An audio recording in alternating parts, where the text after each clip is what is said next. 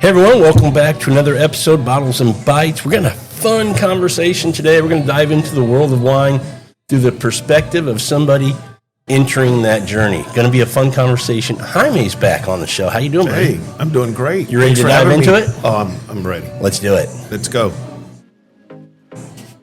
Welcome to Bottles and Bites Without Borders, where every sip and every bite tell a story. Rob is your host. Each week, he will take you on a delicious journey, from vineyard tales and distillery secrets to culinary traditions. So, grab a favorite drink, a plate of something tasty, and join us for another adventure with Bottles and Bites. Hey everyone, thanks for stopping in for this episode. Really appreciate it. We are looking forward to this conversation. Jaime's always a special guest, but there might be somebody a little more special on this episode, Jaime. I'm going to let you have the honor of this introduction. Well, also, Rob, you're a special host. Oh, wow. Okay. Nice words from a nice gentleman. Thank you. Yeah. Yeah, well, today we're definitely going to have fun. It's just a great honor to introduce somebody new to the podcast here. Miss Ashley Deleon, my oldest daughter, is joining us today. Hello, everyone. How are you, Ashley? I'm great. First time doing a podcast? Yes. All right, you're not nervous at all. I'm very nervous. We're hoping to have just a relaxed, fun conversation with you. We want you just to kind of just like we're just having a glass of wine, sipping, and just talking about the experience in wine, that journey that you're entering and how you're navigating it. It's just going to be a fun conversation. Mm-hmm. Okay. That work? Yes. Yep. And I think, you tell me, you're in the industry. I'm this kind of hobbyist that loves wine and food. But Jaime, tell me, why is it important to have this kind of conversation with Ashley and folks like her, these people who are getting into wine and kind of talking about, what they have to navigate, kind of the intimidation, the hurdles they need to get over to really experience and enjoy wine? Yeah, well, Rob, great point. This category or wine can be intimidating. So I think this is a great segment to talk about things that the next generation, and what are the points and factors that they are considering when talking about wine or selecting wine, drinking wine, and different price points, grapes. So, this could easily be a rabbit hole. And I think the more information that's available, and I think most importantly, I think the next generation, we owe it to them to introduce them to this phenomenal category. Absolutely. I think, from us kind of being in this world a little bit, we have our thoughts, our perspective of what we think might be difficult for somebody getting into the world of wine. But I'm curious to hear her perspective and see if there's things that I go, I didn't even think about that. That's a good point. Because I'm sure I'm going to learn today as well what it's like to dive into this world, at a young age. Right. And I think when you're in the industry, you usually have your own set of like your checklists or checkbox, and you're covering all those. But then sometimes we forget the most important, and that is the customer. Yeah, right. Absolutely. Now, Ashley, you have a huge leg up on everybody else who's going to listen to this podcast and go, okay, this is going to help me navigate, because you have a dad in the industry, a very experienced, very knowledgeable, well-known in the wine community. He gets to kind of hold your hand and take you, and kind of that learning curve kind of goes down a little bit. Mm-hmm. How has your dad been, an influence for you to get started on this journey? And then tell us a little bit about where you are in this journey of wine. Okay.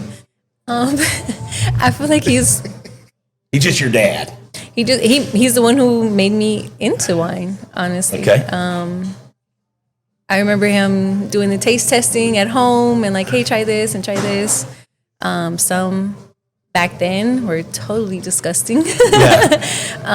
And now I appreciate it a little bit more now that I'm older.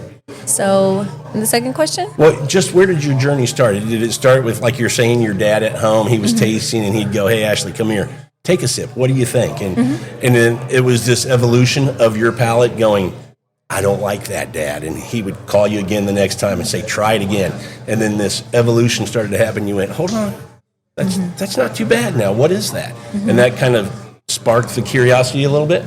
Yes, for sure. I nailed it, Jaime. For sure. Because I feel like when I started drinking wine, it was more like Moscatos, things that were super sweet. Yeah. And all the reds he would give me, it was just like, absolutely not.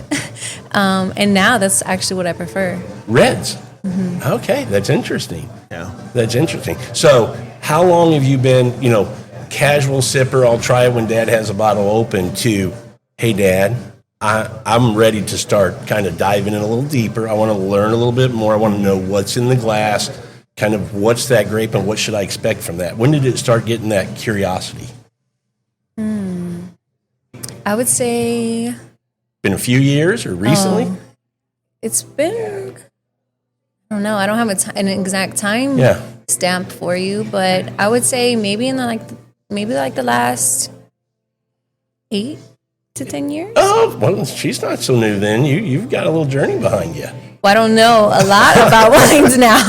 That's still the beginning. Okay, But I would say like trying different things, in actually wanting to know. Yeah. Maybe the last couple of years. Okay, that's kind of where I wanted to start what I would call the actual journey. Oh, like actually wanting to know. Yeah, because we know a lot of people who go, I'll go, do you drink wine?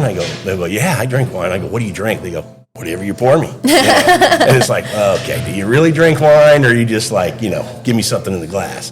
And so your journey of going, I drink wine. I mean, I'm a little bit serious about wine now. About a couple of years you've been doing that. Okay. Just a couple of years. Very cool. And how have you helped, Dad?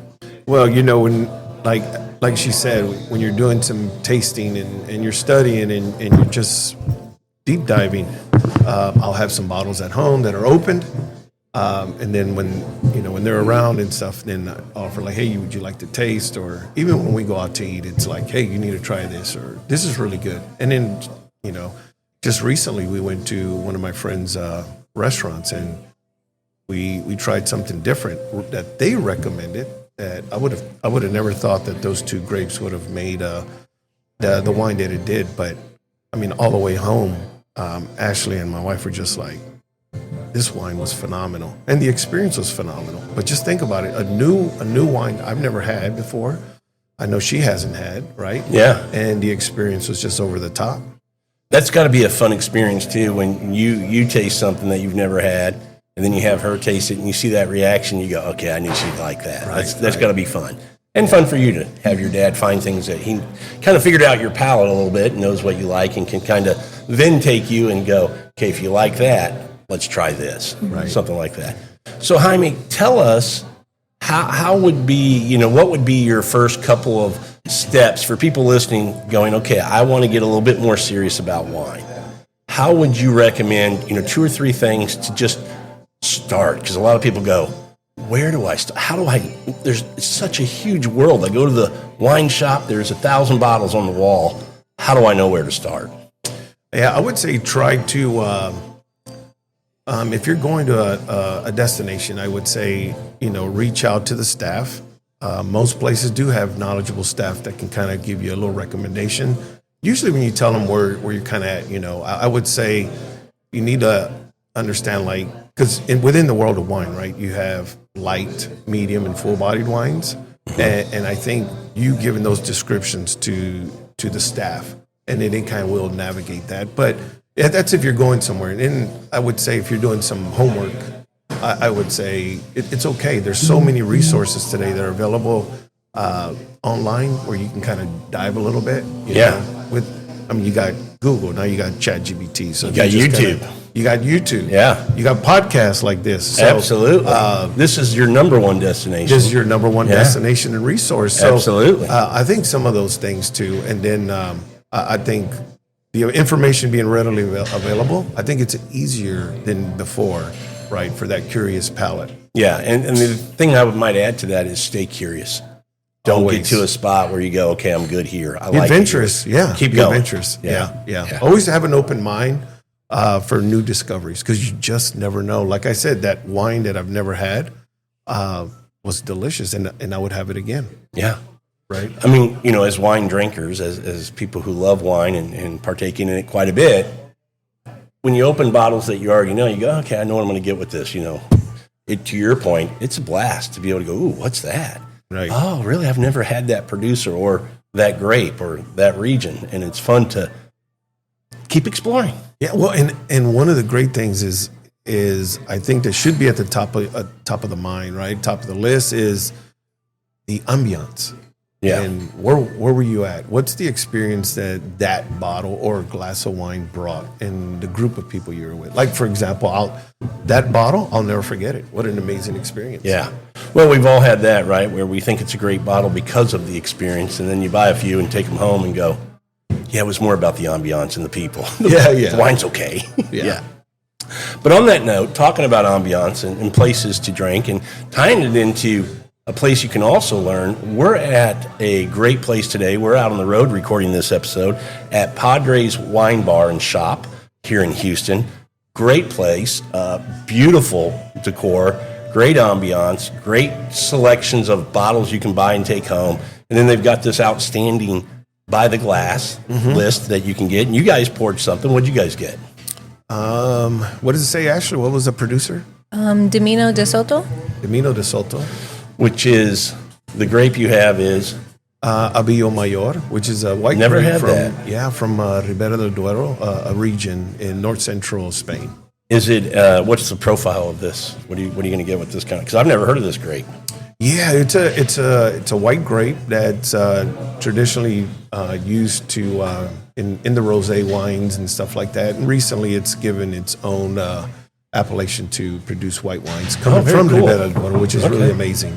So another one of those, fun exploring wines, something new to experience and try. Yeah. So when I saw the list, and like you said, a great destination here, right? Phenomenal wine list, and then you kind of go through their offerings. And that popped out, and it stuck out like a sore thumb. So your dad knows all that stuff. He can pronounce those fancy words. I butcher every language, including the English language. So I'm just going to tell you, I'm drinking the cheese Pecorino. Oh, nice. Yep. Yeah, not a cheese. It's a wine. Yes. Yeah.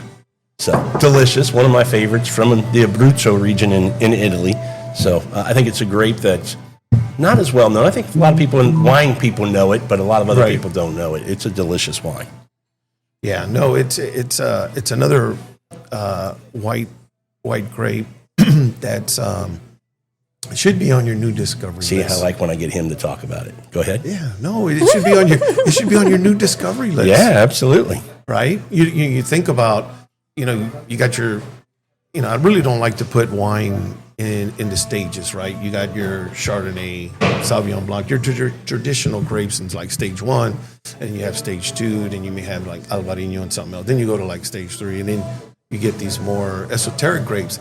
And these wines have been around for a very long time. But for the American consumer, I think this is that new discovery zone. Yeah, absolutely.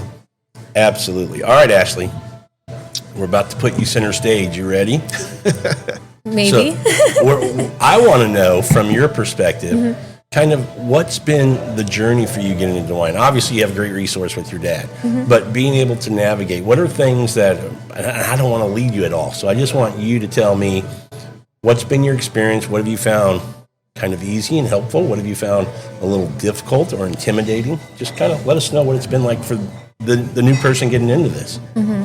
It's very intimidating. It is, isn't it? It's a world of intimidation. That's one of the things we want to help kind of get rid of. I don't know if you can actually get rid of it because wine's this kind of classy kind of drink, but we need to limit it a little bit if we can. Yeah. But yeah, what intimidates you?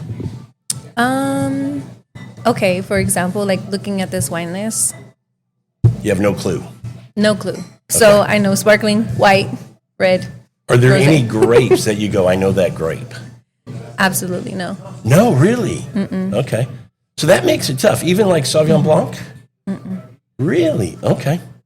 Yeah, my point was going to be, I would think most people would go through a list like this and go, what grape? I know I've heard of that grape, and that's what they're going to order just because it's easy. It's like, I've heard of it. I know it. I know people like it, so I'm going to go with that. Well, and what's really amazing is sometimes we assume that that's traditional to everybody. Yeah. That they all know what that is, and it's not always the case. Yeah. So if you're at a place like this and you come with a group of friends and you're going to order a glass of wine, how would you navigate this? What would ultimately help you make a decision? Truthfully, Yeah. I know I like Riesling Okay. and I know I like Pinot Noir. Okay. So I would gravitate to those. Okay. And I would look for those and like, okay, I've never heard of that. Let me try it. Okay. Very cool. How much in today's world as a new wine drinker does price matter to you? It depends. Okay. So I would say if I'm going out to dinner and I know I have to drive, so I'm going to have one glass. Yeah. I would spend a little bit more. Okay. For a glass of wine. That makes sense. I like that approach. Going to get something a little nicer because I'm just having one with dinner. Mm-hmm. Okay. And I want to make sure it tastes. Yeah, you want to reach for the stars. Yeah. Let's say if I wanted a bottle of wine because I had a rough week at work, or I'm just trying to wind down and relax, I would probably go for.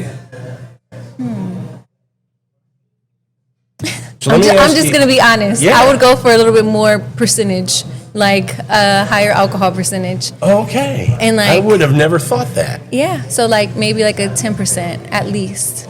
So I would. You're not going to have a problem finding that. Because I'm just a one glass type of person. So let me ask you this way. If you're buying a bottle at a restaurant or buying a bottle to take home, do you have any kind of method or some criteria that you try to follow to make sure at a restaurant, I need to know how much do I want to spend for that bottle? Is there a way that you can, because we always try to say, I want to figure out where's the value, where am I getting a little bang for my buck when I'm looking at their wine list? Do you look at that at all, or you just go, I know what my budget is, I'm going to find something in that range, or do you call over the wine person, sommelier or somebody, and say, can you help me? Are you intimidated to do that, or are you comfortable doing that? No, I'm not intimidated to ask any questions. That's a great answer because you shouldn't be. Right. That's something I think a lot of people are. They're like, I don't want to look like an idiot. I don't want to ask questions. No. So I'm glad to hear that you're not. You want to ask those questions. Yeah, no, I'm not embarrassed at all to look like I don't know what I'm talking about. That's what I'm asking questions for. That's why they're there. Yeah, good for you. But for me, I just call my dad. A little text, take a picture of the wine menu. Right. Yeah. You've got the cheat code for sure. Yeah. I do. What about if you're at the store? Same thing? Call your dad? Is there one store that you shop at more than others? You got it. You better say the right answer. No, actually, no. So a young person getting into wine, if you are looking for a bottle at a grocery store, and it's kind of a not a fair question because, white versus red regions can matter, but let's just say a red wine. You want a nice red wine. You're going to go home. You're going to have red meat, and you want a nice red wine to go with it. Is there a price range that you go, listen, I'm still new at this, so I don't want to spend more than X? Is there a budget? Does that come into play? I would say for me, I wouldn't want to spend more than $40. Okay. That's a good number. That's a fair number. I think you can get some great bottles. And you get really great wines at that price point. I would say for those listening, that's fantastic, and it's good to be in that range because it really opens up a new kind of world of wines. But I think you can live in that $15 to $25, $30 range and still get some beautiful wines. Now, you might have to get out of the U.S. a little bit and kind of explore, but great wines are out there in that price range of $15 to $25, $30. You agree? I totally agree.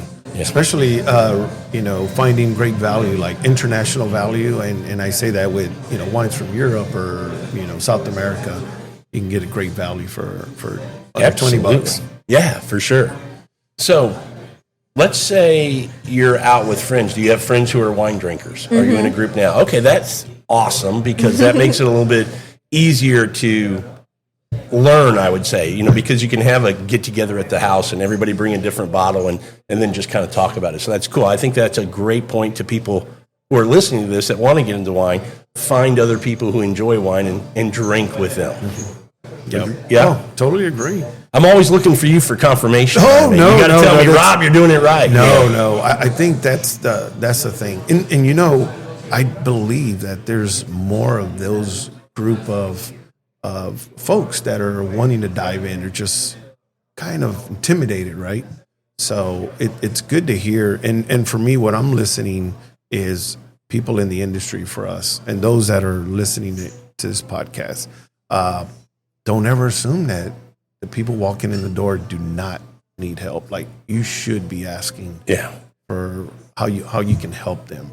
and don't assume that. Help them, and not necessarily direct them to the most expensive thing, but build a relationship with that person, because you just don't know. Their palate will change, and we all know that. So everyone starts with sweet wine, and that's amazing. And there's some great wine producers out there. But, how do we take them from, stage 1 to stage 2? Yeah. Where they're comfortable. And I would say in that journey, too, be patient. And be patient. It's going to take some time for your palate to adjust and change. And I would say the American palate, big fans of sugar, so it's kind of hard to break them off the sugar. They like that. Yeah, and that's funny you say that, because most people say they don't like sweet wines. Really? But a lot of them, when you take a look at them, they are sweet. There's a lot of RS or residual sugar in these American wines. I hear a lot of people tell me, I don't like dry wines. And I'm going, yeah, you do. They go, no, I don't. I go, what do you like? They go, oh, a Napa Cab is great. And I go, because it's fruit forward. It's still dry, but it's just the fruit is the dominant kind of note that you're getting. So, and I would say too, like the younger I was, anything sweet, I would drink it. It was fine. Right. It was about sugar. Mm-hmm. Yeah. And now it's like, no, thank you. I don't want it's too much. Where are you now? Like, is there anything else that intimidates you with wine? Like for me, I just go for it and butcher it and don't really care. I can't pronounce anything. If you give me French, German, Spanish, I'm going to destroy it. English, I'll destroy that too. Is there anything with labels? Is there anything with... Let's talk a little bit about labels when you're looking at a wine label, because it can be confusing for a new person, because a lot of times I know I like this grape, and if you get outside the U.S., that's where it can get a little bit difficult to find that grape. You have to know the region and what grapes are used in that region. Do you find that to be difficult? I feel like that's a tricky question. Okay. How so? Because the way you just described it is more technical of the grapes. But me just walking into a grocery store or like a wine store, what comes to my eyes as a woman is what's pretty. Oh, you're a bottle shopper. You're like my wife. That's a cool bottle. Let's get it. Right. That's what my wife does, yeah. Yeah, and so it's like, it's nice. And then I'm like, I don't know, let me call my dad. But that's a fair answer. I don't know if all women are like that, but that's like, oh, that's pretty. What is this? Let me look at it. Yeah. Yeah. And the only reason I bring that up is because I think as you explore more, people who are listening to this who don't have the dad that you have, they get into a grocery store, and in the American section, it says Cabernet Sauvignon, and it says Sauvignon Blanc. And then it says down here on this aisle, it says France. And then it says Italy. And you're going, okay, what are all these? And so you go, well, I'm going to go back to where it tells me it's Chardonnay or Sauvignon Blanc or Cabernet Sauvignon or Syrah, where I know what I'm getting. So that to me can be a challenge for people getting into wine, to go, I don't want to spend money on something and get home and go, what the hell is this? It's not what I was expecting. And also, I think sometimes we make it difficult. I know we say it's intimidating and it shouldn't be, and we can help navigate through all that. But I think sometimes we do that because we train shoppers to find their wines based on a grape, when the rest of the world does it by region, sense of place. Yeah. So it kind of makes it a little bit challenging, right? So if you're looking for Sauvignon Blanc or Pinot Noir like Ashley likes, well, only in English-speaking countries are you going to see maybe Pinot Noir, right? Makes it easier. But then outside of that, where France or Burgundy is a home of Pinot Noir, it doesn't say that on the label. Yeah. Right? So it can be, that's the tricky or the kind of uniqueness of that. Yeah. And for me, I'll be honest, I've learned all the regions, so I kind of know. You tell me a region, I can tell you what wines are made there.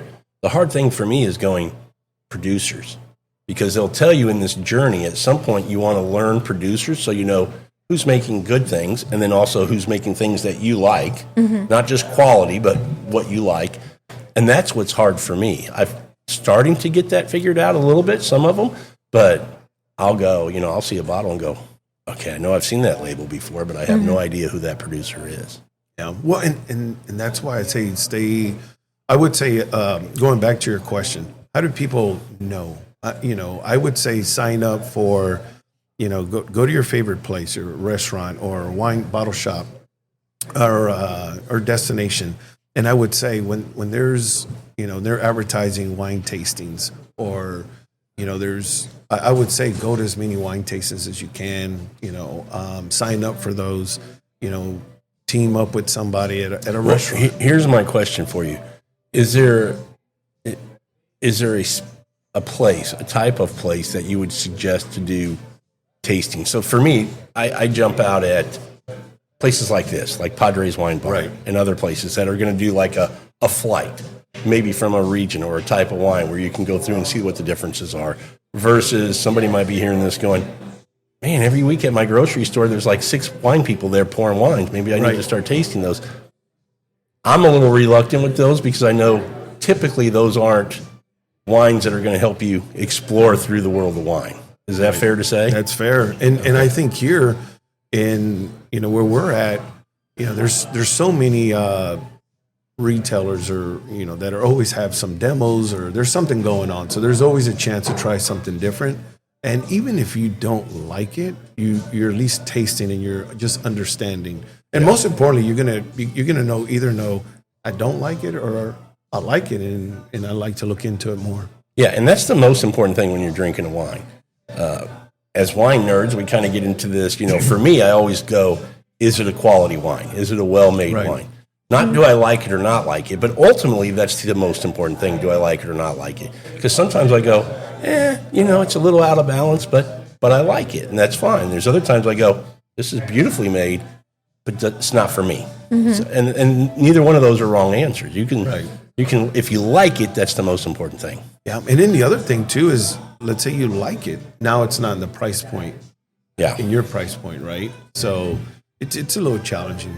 And the only reason I bring up the quality thing is because I think that's part of the journey. You want to start to be able to understand quality wines versus this is not a good wine, because for whatever reason we don't want to go down that rabbit hole, but it's not a good wine. And so let's talk a little bit about, and you tell me, Ashley, are you at a point where you're now drinking wine and assessing, kind of analyzing, kind of going, okay, what am I getting here? What do I like? Is the acidity good? Is there balance with the fruit and the alcohol and the acidity? I mean, are you at that point where you take a sip and kind of go, hold on a second?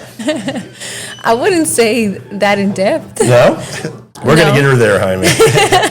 Not in depth that way. Okay. But yes, when I'm drinking, I'm like, okay, like this is nice, or this is something that I would want to drink with dinner, or like we went to that restaurant and they're like, oh, this is good with this, and this is paired well with this. So, I mean, I think that's beneficial too. Because when you say you like Riesling, I'm thinking acidity. You're going to get something that's really sharp with acidity a lot of times. Maybe residual sugar. I'm not sure which ones you're drinking. But then I think, okay, if you contrast that with when you have, a Chardonnay that maybe has been on its lees a little bit or been some mallow or something where it's got this more richness and full body, do you pick that up? Do you go, this is a little crisp and clean and kind of refreshing, where this one has this roundness and kind of a bigger mouthfeel on it, feels like a little bit more weight. Do you pick those kind of things up now? I feel like I do right in the moment, but it's not something I sit on and think about. You don't register it and go, that's with that wine, so now I know next time I order this, it's kind of what I'm expecting. Not yet.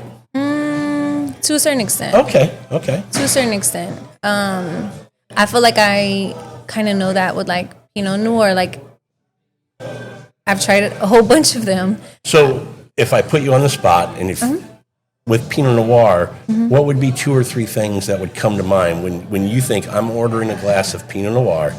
Here's what I want to get. I'm expecting what? Is that putting you on the spot? It is, but it's okay. I'm going to think about it with my eyes closed. I like this. I like the initial punch of Pinot Noir for me. Okay. Okay, this is tart. Is there smooth? Is there a fruit that stands out when you think Pinot Noir? No. Okay. It isn't. Okay. I think it's just the initial, the flavor. Okay. It hits for you. It does. Okay. And I think that's what I look for. Okay. Have you gotten to a point where you notice like tannins? Do you know tannins? No. Okay. What is that? I'm gonna let your dad tell you. He's the expert. That's a a sensation you'd feel on when you're tasting a wine, on how it feels inside your mouth. It's more of a dryness or Grippy, they'll say. Grippy, mouth puckering type of sensation that you get on a palate. And most of the red wines tend to have some level of tannin because it comes naturally through the grape skins and then also through oak barrels and other things like that. So that's a natural thing. And you see those more in red wines. And I think Pinot Noir it's one of those wines that it's just a lighter style of red wine that has mild tannins. And it can have, it can be elevated, but it starts with mild tannins, which makes it a very easier, approachable red wine for most. Because the Pinot Noir it's my favorite grape varietal. Yeah.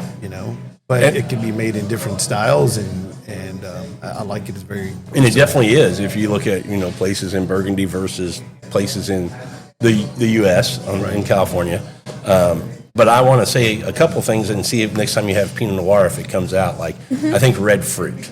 That you're going to get this strawberries and the little cherry and things like more of that red fruit kind of dominant. I always think about with Pinot Noir. And then to what your dad said, softer tannins, which is nice because it makes it to me a little bit more food friendly because it also has really good acidity most times. Pinot Noir has pretty good acidity. So those are the things that I kind of like about it. But I'm wondering next time I want to follow up with your dad and go, I want you to nose it and taste it and go, does red fruit? Because I always say helping somebody learn about wine, you got to say trigger words, right? They don't know what they're getting until you kind of give them a word or two and then they go back in and go, you know what, I didn't even notice that. But now I'm starting to get that. Right. As you were describing more about what tannin is, I would have never even knew that was a word to describe what I'm talking about. But I would say that's kind of what it is for me. It's like I taste it and I like the little punch or whatever. Some are really strong, and some are just nice just to drink.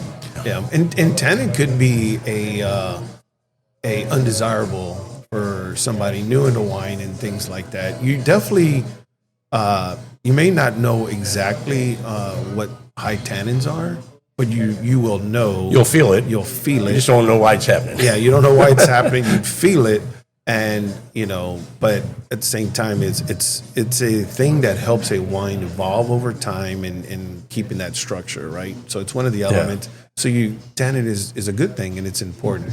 But yeah, sometimes it could be overpowering. When you hear people talk about them having a big fatty ribeye steak, they're going to go, I'm going to have a big Napa Cab or something like that because they know it's going to have a lot of tannin. And that tannin with that fat kind of balance each other out and make you kind of go, that's really good. That's why you hear that. And that's another thing too about wine. And that's why certain wine varietals go with certain food types because they balance very well.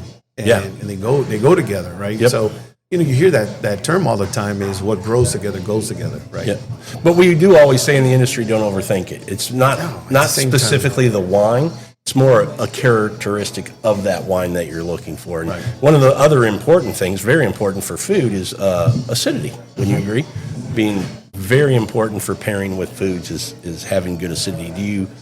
The way I always check, you tell me, Jaime, you'll take a sip of a wine and then you just kind of, swallow and then kind of leave your mouth just slightly open and breathe, and you'll feel all this saliva just like your mouth is watering. And the more it waters, then that tells you a higher acidity level, the lower. Is that how you do it? Yeah. No, totally. So it's something fun, I think, to try when you get new wine drinkers and they go, how do you know if it's acidic or not? And then you do that and they go, oh, I get that now. Because usually you just drink and start talking, you're not thinking about it. So. Yeah. Well, even when you talk about all these things we're talking about, like you're sipping a wine and you're thinking about it in deep thought, we have all this, this checklist in our mind, and we're going down the list of the structure of wine, tannin and acid, alcohol, and all these things. But that's what we're doing, but not everybody does the same. So like until you mention it, like, oh, I didn't know. It's like violets or red flowers or things like that. And you're like, oh, it makes sense. Yeah. Now I get that, but I couldn't find the term or the word to describe. Right, and I would say too, you're talking about that, and I have two different girlfriend groups, and one is like, whatever's there, let's drink it, let's have a good time. Not thinking about it. Not at all. And then I have another friend group who they sit and like, try this one, and where's this? Which my dad did a wine tasting for us. Oh, nice. But they're more into everything that you're talking about, like, oh, this smell and this taste and this is this, and I'm just like, okay. Yeah. Pour some more in my glass. They're good. Yeah. No, that's awesome. You did a wine tasting for them. Yeah, I did a tasting. Introducing things that, new discoveries that, knowing what they might, like, but then also some new things that they probably never had before, but should be on their radar. So just like you and I, Rob, when we're always talking about new discoveries and new things, and I kind of did a little guided, around the world type of tasting. Yeah. I have a question for you as somebody who likes wine and enjoy a good meal.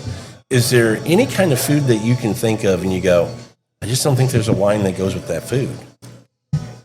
So I hear a lot of young people that will tell me, well, there's just so many foods that don't go with wine. Do you have any kind of food that you go, I don't think that would go with wine? Or there's not a wine that would go with that food is probably a better way to say it. I don't know if this is a dumb answer. No such thing. No such thing. I couldn't imagine myself drinking wine and like with a burger. Oh, really? No, not at all. Your dad's going to cook you a burger. And he's going to pop a cork. And you're going to go, this is amazing. Yeah, I don't think that just in my mind doesn't sound appeasing to me at all. Or I'm not a big pasta fan, so I wouldn't want to drink pasta with wine. Really? Mm-hmm. So for me, it's seafood, and I love wine with seafood, and I love wine with steak. Okay. But all right, we can have some fun with Ashley, getting her to explore some new things. Oh, for sure. Yeah. Because I would say burgers and a wine are great. Pastas, to your dad's point, when you think Italy and regions, they make their wine to go with those. So, yeah, that would be fun. Tacos are great. There's some great wines you can have with tacos. I would have never thought Spicy Asian food. Now we're getting into your Riesling world where you want that residual sugar for the spice that's in the food. So that's interesting. That's cool. Your dad's going to have some fun with you now, cooking some food and popping some corks. Oh, yeah, especially burgers. You think about, ground beef and, has a fat content. Yeah. And you start thinking about, tannins and acid. That's where it really plays its role when you pair with those type of dishes. Yeah. So, yeah, there's some And great toppings. options. I'm going to build a burger this way and get this wine.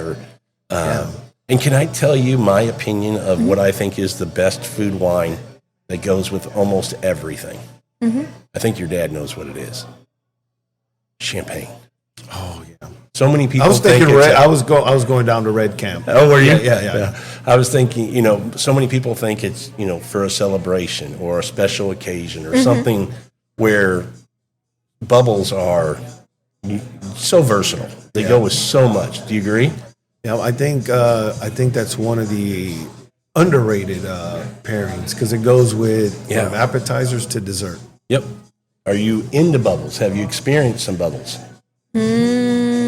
No, not really. No? Okay. Boy, you've got a fun journey ahead of you. Right. No, the only thing I could think of would be like for celebrations or for brunch when we're having mimosas. But other than that, like not really exploring that at all. No? Okay. Yeah, I think if when your dad gets you into that world, because it's, champagnes are kind of where it's the king of bubbles, I would say.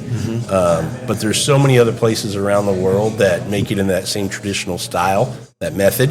But there's also some places, whether it be Prosecco or places like Cava or French Corta, that are great places to explore and try bubbles from as well. Yeah, of course. I mean, you got to have some champagne, right? That's, like you said, the king. But, yeah, there's so many great producers. If you're making wine, chances are they're making sparkling as well. Yeah, it's in the rotation. Yeah, it's in the rotation. So there's so many great options. And what's amazing about champagne, like you said, versatile, is you can have it dry or you can have it sweet. Yeah, there's that range all in levels. it. Yeah. Demi-sec and all the different, How are you, what are your feelings, just sidebar here real quick, on the natural, the no dosage? I'm not a fan unless it's in a region that you're not just doing it to do it. You're really, there's a reason, because there's enough sweetness in the wine already that you don't need it. No, I do like the no dosage. You do? That Brut Natural. Yeah, I really enjoy that. That's really, really good. Okay. You find that it works more than not. I would probably say it works more. Okay. What is that? So dosage, I'll let you tackle this. It's just a sweetness level of a sparkling wine or champagne, and Brut Natural just means it has no dosage, no sugar, and it is just like it's a sparkling wine with no sugar added. So typically when you always hear them say with champagne, second fermentation in the bottle, and that's where you get that carbonation. And so they have like a bottle cap on it, like if you've ever seen a pet nat. And when the dosage comes, it's when they're going to do that last, getting the lees out or whatever and getting it done. And the dosage is they'll taste it and go, how much sugar do we want to put in here to balance out the wine? And then they'll cork it and it's done. A lot of places now are going no dosage. So it's just however it is after that second fermentation, they cork it and you're done. And I've had more misses than hits. You've had more hits, yeah. Yeah. So now I'll see people offer me that. I'll go, no, I actually pass on it because I'm like, I just don't know that they're doing it for kind of, it's a trendy thing to do, or is the winemaker actually making a decision that he thinks this is the best place for the wine? Yeah, well, because they're making so many, like Prosecco, as you mentioned earlier, it's really trendy. It's doing really, really well. And Prosecco has a level of sweetness. So when you're trying that, and it's almost like when Ashley said, I'm starting off with something sweet, but now I don't want that sweetness. And I think you're starting to see Brut Natural or no dosage starting to spike, because Prosecco does have a level of sweetness. And now people are like, or customers are saying, I want less sugar. And then they're shifting to that no dosage or less sugar in your sparkling. So here's a question for you, Ashley. How are you, what do you do to kind of, and this is kind of a loaded question because, again, you have your dad, you have the cheat code. But how do you explore the world? How are you, instead of him kind of leading you, do you sometimes go, look, I want to go kind of learn about something on my own and see what I think, and then maybe take it back to my dad and go, hey, I really like this. What do you think about it, Dad? Here's what I picked. How are you doing that, or are you doing that? I would say maybe a little bit. Okay. Maybe a little bit. If I'm going, like if I go to a winery with the girls or something, like I'll just, whatever they offer, I'll try it. I'm very open-minded. Yeah. I'll literally try anything. Okay. If I'm out to dinner by myself and I'm like, I'll ask the waiter, like, what do you think? What do you recommend? So I'm very open. So. Is there a region, or a country where you've had a wine and you went, okay, that's really good. And then you go, I want to go to that place, try more of this, but I also want to see what else is there. Because I always say there's let's just say the Loire Valley. I always say Sancerre might get you there. But then once you're there, you need to go explore, because there's so many great wines in that region. Have you ever had that thought where you go, okay, I know I really like a particular wine? Is there one? Let me ask you that. Is there a wine that you go, that's my go-to. That's my favorite wine. I will not forget that wine. That's the one that got me curious about wine. I would say Willamette Valley. Okay, that's the region. That was the Riesling that I tried. Okay. I don't even know how old I was, but that just stuck with me, and I loved it. Okay. And no matter, I didn't drink it for long periods of time, and then when I had a glass, it was just, this is so good. Takes you back home. You're like, I remember this. Yes. Okay. Do you remember the producer? Do you, Dad, remember the producer? Oh my God! Yes, I can see the label right now. We can come back to it. You can think of it, because Yeah. I know how that is. Yeah. I think it's let me think about it, because I know the producer. I can see the label right now. We'll come back to that. Are you curious at all about Riesling? Because it seems like that's probably your favorite grape so far. Are you curious, or do you know kind of this range that Riesling has from from a dessert wine, ice wine, to can be very dry from like Alsace? Have you been curious to go, okay, I know I like this grape. Let me go through and try all the different kind of examples of what this wine can be. No, Okay, we may have to get you there. I know. Yeah, because you like Riesling, it might be cool to go, I know I like it with a little residual sugar, but let's try one dry from Alsace and see what your impression is. Go, oh, wait, no, I like that a little bit because I get this or that or whatever it might be. Yeah, so at the beginning of this conversation, or maybe before we started this, I saw a Riesling on here, and he was like, oh, I don't think you'll like that one. That one's probably a little bit more drier. Okay. So that was like, well, I didn't. In my head, I didn't say it out loud, but like, I didn't even know that that was a Riesling. thing. Yeah. Right. Yeah. Riesling is one of those grapes that I think is, to me, it's one of the great grapes of the world. I mean, if you had to pick 5 or 6, it's in there. Mm-hmm. But I love the range of wines that you can get with Riesling. And it's another one that, if you don't know, it's very confusing. To your point, if you went to a wine shop and looked at the Riesling section from Germany, how confused might she be, Jaime? Yeah, because it's made in so many styles. Yes. It could be. Like if you were in Alsace, France, right? Their Rieslings would be really dry, and you'd be like, well, I thought this was what I really liked. Wasn't a fan of this style. But, and then you go to, that place where you had the Rieslings from Oregon, you're like, oh, I like this. This is the Rieslings that I was thinking about. So you would probably be shocked. Yeah, for sure. Maybe I wouldn't say disappointed. You just be shocked because Alsace, France makes really great wines. Oh, right. So I think you would find something that you love there, but yeah, you would kind of be a little shocked. Now, if you were in Germany, maybe not so shocked. You'd be like, oh, okay, cool, really great wines and stuff. But I think in 3 to 5 years, this is the wine. Yeah. Who's the producer? Willamette Valley Vineyards. Oh, it's okay. Awesome. The region, and that's actually a winery. I didn't know that was a winery. Mm-hmm. Very cool. Yeah, the Rieslings that's your are delicious favorite. as well. It's my favorite. What style is that? Is that off dry, like a cabinet? Yeah, off dry. Okay. Very cool. I was going to say, I forgot what I was going to say. What was I going to say, Jaime? Take it away. Well, there's other styles of other wines that could be made with a little bit of RS or a little bit of sugar outside of Rieslings that do a really, really good job as well. Not all Moscatos are super sweet. I mean, there's other grapes as well, like Gewürztraminer, Pinot Gris, which is another word for Pinot Grigio. But Pinot Gris in Oregon, where Willamette Valley is, their Pinot Gris are really fruit forward, really beautiful wines as well. And they're not bone dry, but there's a little bit of maybe some freshness that would come across as being sweet. Well, here's what I think, and I think it's true for all of us. Think about being a kid and your mom and dad are making dinner and you go, I hate broccoli. I'm not eating broccoli. And then you grow up and go, man, I just love broccoli. Mm-hmm. I think the wine palate for anything, but specifically for wine, it's always developing as well. Mm-hmm. So I'm curious, have you noticed your palate changing in the last couple of years or 3 or 4 years since you've been drinking?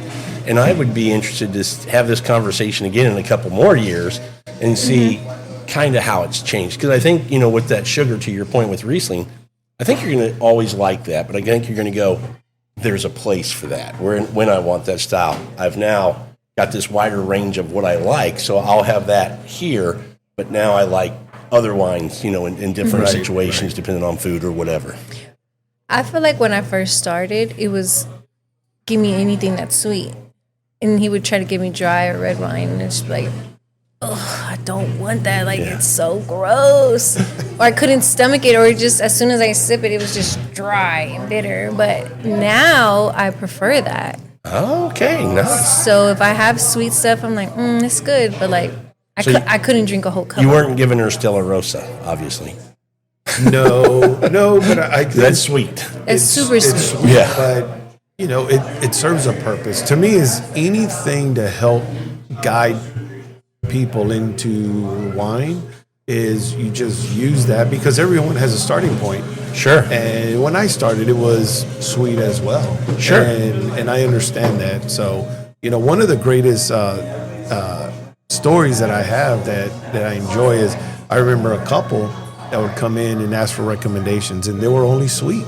That's all they wanted. And I was like, that's okay. We had tastings, and I would invite them, and they came. And next thing you know, Rob, a year or two later, they were asking for Brunello.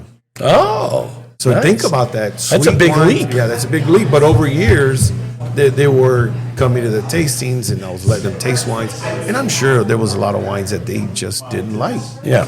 But after a while, as their palate expanded, they knew what they liked. Well, and you got to start somewhere. There's no getting into wine. To your point, Jaime, that's the start. And you like what you like. The only thing I always try to say to people is, don't live there. Keep exploring, because the world of wine, it's like you don't want the same dish for dinner every night, right? You don't want the same lunch for lunch every day. You want a little diversity. Well, wine should be the same way. To me, wine is more in that kind of clump it in the food category more than just a beverage. Right. Coke and sparkling water or tea or whatever, that's a beverage. You can have it whenever. Wine is like food. It's made for certain things, certain ways, and it really is a unique thing. Well, and although you have cocktails and you have beer, there's other beverages to consume with food. But to me, wine still is the best pairing for food. Well, the other ones you can consume with food, but wine goes with food. Yeah. People give me a hard time about that because they go, you can have whiskey dinners. You can, but it doesn't work. I told you I have a bad attitude about some stuff, actually. But, You mentioned Stella Rose, like the first girl group, we're like, let's just have a good time. That would be, for sure, a wine bottle on the counter. My wife's family, that's, they're coming over for dinner. Do you have any sweet wine? No. Pick up your Stella Rosa. Because we just don't have that in the fridge. But it's a starting place. And then when they come over, I always love to share. Mm-hmm. And I know, certain things to share to try to get them to, because I want them to continue to try something else, because then they go, oh, wait, hold on, that's pretty good. And that's what I want them to do. So they go, let me have a little more of that. See, you don't just need a sugar bomb. Mm-hmm. Yeah. And I've noticed too, as I've been drinking throughout the years, the sugar gives me bad headaches. Yeah. Severe headaches the next morning. So I try and stay away from that too. Could be sugar and mega purple and whatever else might be in there. Yeah, there's, you hear that of headaches and, with wine, and you hear a lot of conversation about, well, I don't drink wine because I hate the headaches, or I hate this and that, it's not sulfites, just so you know, it's not sulfites. People go, it's sulfites in wine. Yeah. There's like 100 times more sulfite in a glass of orange juice, and they go, that's fine. Well, there's a whole lot more there than there is in a glass of wine. Well, and there's more sugar in orange juice. Yeah, that too. Right? So, there's so many things. And I think moderation, like I said, if you don't drink wine, a glass of wine with dinner, I think it's appropriate. It's, not a bottle? Well, I mean, you can do a bottle, a group of 4, but I think if it's just solo, you want a glass, and you want you have a dish, and a glass of wine is good. No quitters in our family. No quitters. We pop a cork, we finish a bottle. I tell my wife, you finish that. No, I'm kidding. I was looking at me like, oh, wow, okay. I was like, well, I don't know. Should we go to Rob's house? No, we do that a lot. You're right, Jaime, because we'll open a bottle, and it'll take us 3 days to finish that bottle, because we're just having a little glass at night. Yeah, but that's what I'm saying. A glass of wine is good for your meal, and that's fine. Yeah. Can I tell you the other thing? I'm a little nerdy, a little weird about the volume of wine in my glass to enjoy it, where I'm enjoying it. Where, if you order a glass of wine at a restaurant by the glass, they might give you 5 ounces.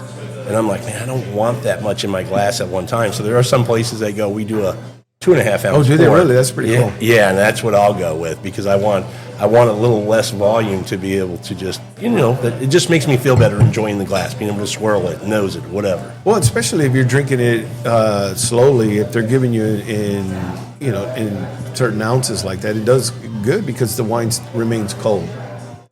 Yep. 100% Instead of warming agree. up, Yeah. Do you prefer your wine cold or warm? Depends on the wine. Obviously, both wines chilled, but white's usually a little bit more. Although, I don't mind a white wine kind of coming up a little bit more in temperature, because I think you get a little bit more of the true characteristics of that wine that will start to come out because the cold's not kind of holding it down a little bit. Right. Yeah. Yeah, I most of the tastings that I do are room temperature. Yeah. So they don't go to the fridge, So you just open it, put it in a glass, let's go to work. Actually, I want to hit you up with 2 more wines to see if you've had them, and if you have, what your thoughts are. And if you haven't, if we can convince you need to try them. But I'm guessing the first one I'm going to mention you've had, which is rosé. Do you have an opinion on rosé wines? I don't have an opinion. Have you had them? I've had rosé maybe once. Oh, okay. And it was sweet. So I'm not sure if that's true. If rosés are supposed to be sweet. I mean, they can be, I would think. Somebody could make it with some residual sugar. Yeah. What do you think of the most famous rosé, which now they would call it a blush wine? White Zinfandel from the 70s and 80s. Yeah. Big hit, rosé, sweet. And then now you get your Southern France style of dry Provence. rosés. Yeah. Yeah. Well, now a lot of people are making it, but classic style from South France. Yeah. Not my favorite category. I have some wine friends that give me a hard time. For not having rosés? For not being a big fan of them. I'm like, don't confuse me. If I want red, I'll go red. If I want white, I'll go white. I don't need something that's, what is it? Is it red or white? I do have one rosé that I really like, though. And it's a region called Tavel. And I like it because it's got a little more oomph, because they do a little maceration on the skin, so you get a little more deeper body. color. Yeah, a little. You can recognize a little bit of tannin and things like that. So I like it. It's good. It's refreshing in the summer here. It still goes well with food. So. Oh, that's nice. But yeah, rosé is something that, it's kind of in the middle. But I mean, think about the dishes, right? Every wine has a dish. Rosé would go really well, and it has its own dishes as well. But I mean, it's really, really good. Yeah. Man, Robbie, you kind of like just narrowed into a certain box. So rosés, have you tried different rosés? I have, and It's just Provence. not a fan, right? Yeah, like I opened up yesterday. I had a from a producer that I know you know and probably think well of, and this one I actually thought, okay, that's actually pretty good. But in general, Okay. and I would say in general, I miss more in Provence. I'm not buying into the Provence, and I guess it's because when I see rosé, I have this expectation, right? I'm thinking, okay, it's got a kiss of color, so I'm thinking it's going to have a little bit more structure, a little more weight than a white wine. And so often with Provence, it's like water in a glass. I'm going, this is just pink water. It's nothing to it. Where Tavel or other places like here, I feel like I get a little more oomph behind the wine. Right. Yeah. Well, and, think about this. Imagine this.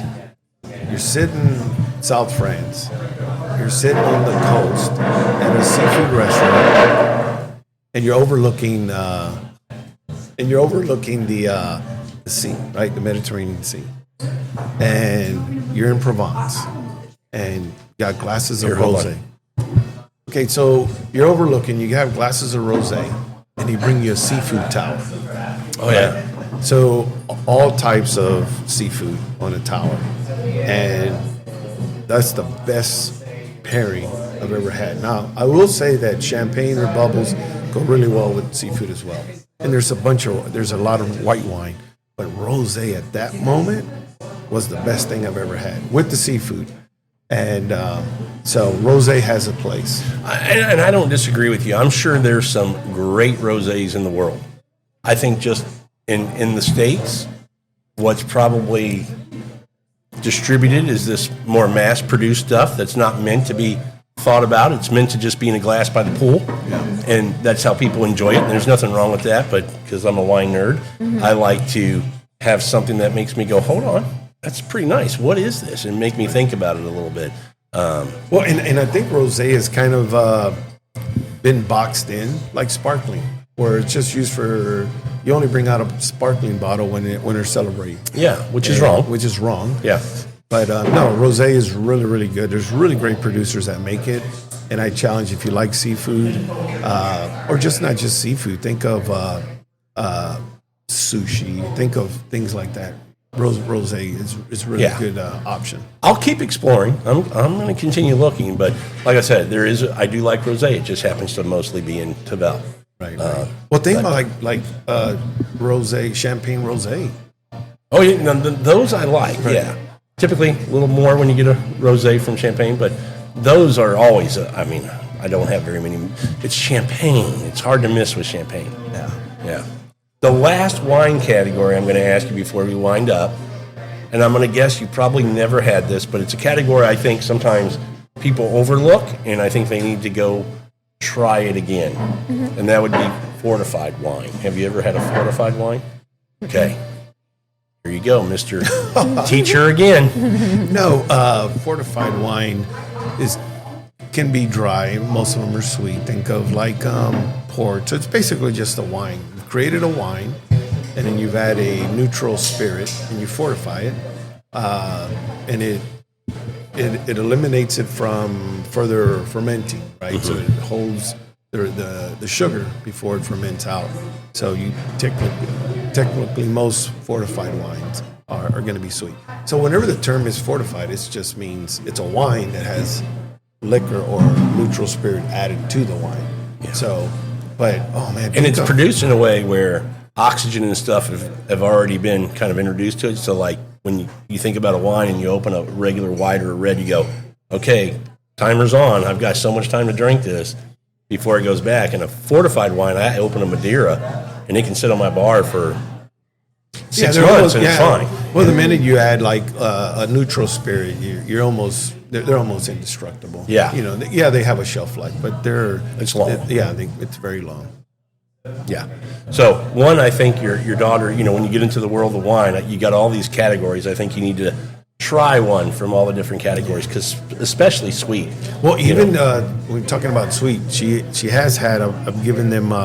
Letting them taste a late harvest wine. Oh, okay. Those the grapes are kind of shriveled up and very high in sugars, concentrated sugars, and the bottles are smaller. Get into like a Sauternes or a Vinsanto, Tokai. Yeah, where they're really sweet, sugars are elevated, and it's for dessert, and they're really good. Awesome. Okay. You have any final thoughts from the episode, Ashley? I don't know anything. Tell me top 3 things you learned. This is the test portion of the show.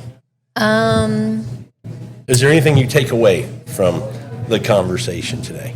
Yes. Okay. I'm trying to think what that word is called. It started with a T. Tannin? Yes. I didn't know that's what I was. That now? Right. Okay. I'm gonna look for that. Don't forget. I've never really. Go ahead. I was gonna say, don't forget to do the Pinot Noir. I want to see if you get red fruit, strawberries, and things like that. After you said that, I had thought like maybe cherries. Yep. Okay. Because I like cherry juice. Yeah. What else? Oh, rosé. I've never really explored rosé like that. Okay. I think I've had one glass maybe. Yeah. And whatever you just said, you mentioned fortified wines. Mm-hmm. Yeah. I don't know what that is. So the big ones I would say are like port, Madeira, and the third one. Which one I'm missing? Vermouth. You know, you can vermouth. Marsala, I would. Marsala. Yeah. Well, I mean, everyone thinks it's just for cooking, but it can be served on. You can. Right? I'd rather drink the wine still with Grillo, but yeah. So many great. I know. Yeah, I think you would like a fortified wine, but you bring up a good point about just late harvest dessert wines. I think that's a category that kind of ties into it when you can have dessert fortified wines. I think dessert wines are overlooked, and I think, you know, obviously Sauternes and Bordeaux is kind of the king of places, but I think Tokai in Hungary makes some great dessert wines. Vinsanto, Ricciotto up in the northeast of Italy makes some great dessert wines. And I think there's a place for those. I think I was confused for a long time on dessert wines. I'm like, why do I want a dessert wine, something sweet in my glass, when I've got something sweet? Just give me my more Cabernet. You know, I'll drink Cabernet with it. I was just thinking that when you were talking about, like, I don't know if I'd want to drink something sweet while I'm eating something sweet. It doesn't. It seems like it doesn't make sense, right? Why do I want sweet on sweet? Mm-hmm. But it works. Once I finally tried it and was exposed, where I opened my mind up a little bit and said, okay, let me try it. Yeah. The sweetness of the drink really refreshes the palate and makes the dish taste a lot more explosive and better. It really does work. You know, I tried a food pairing that was recommended by a restaurant one time, and I didn't challenge them or question it, but I thought it was a good thing. And I probably wouldn't have paired it this way, but it was a phenomenal tasting. And now I would recommend it that way. And it was a broiled poached salmon fillet, in a mushroom broth. Oh wow! And they brought an Alsatian Pinot Gris with a little bit of sugar in it, I thought it was an amazing, fantastic pairing. Yeah. And I was like, wait, a little bit of sweetness? I don't know, but it was fantastic. Awesome.